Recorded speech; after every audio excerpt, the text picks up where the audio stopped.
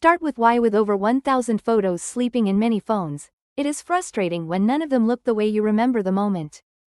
This is important because in your 60s or 70s your photos often become family history, so understanding a few simple basics helps you record faces and events clearly instead of relying on luck.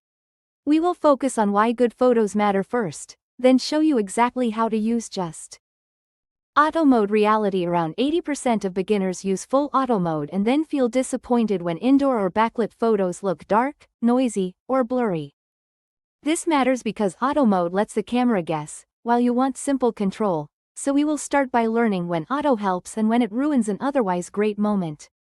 The practical approach is to use auto for quick snapshots, then switch to a guided mode like exposure. Triangle overview: 3 basic controls, called shutter speed, aperture, and ISO, work together like a team of 3 workers deciding how much light reaches your photo.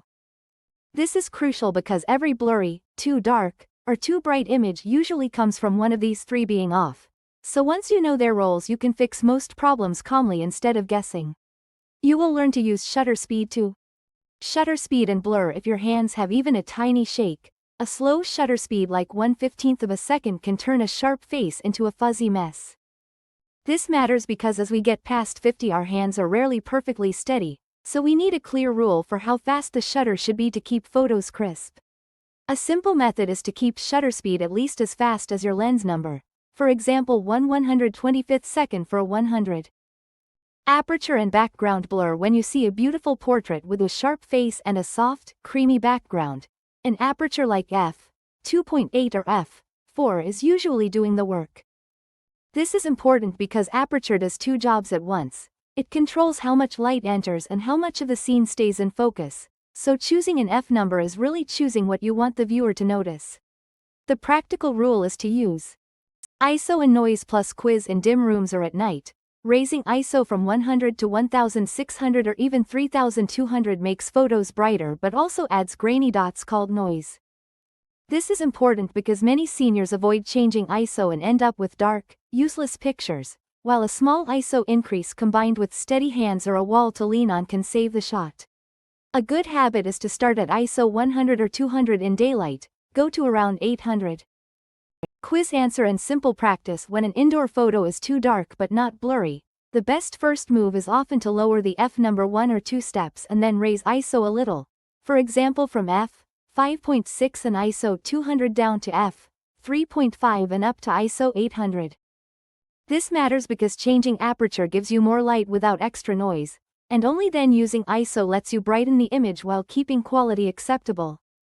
Midway summary and focus: by this point you have met the 3 main controls, seen how shutter speed avoids shake, how aperture shapes background blur, and how ISO rescues low light.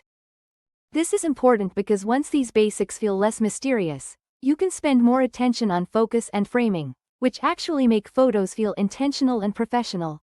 A simple focusing habit is to use a single focus point.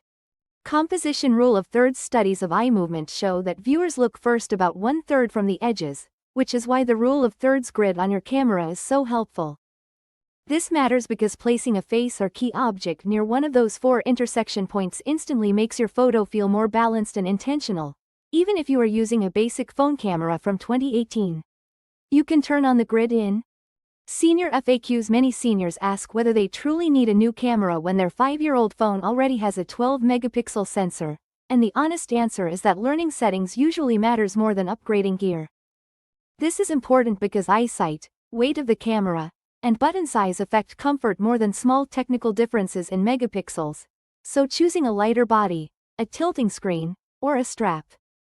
Final checklist and action: over the next 7 days you can grow more than in the last 7 years of casual snapping if you follow a short, repeated checklist each time you pick up your camera.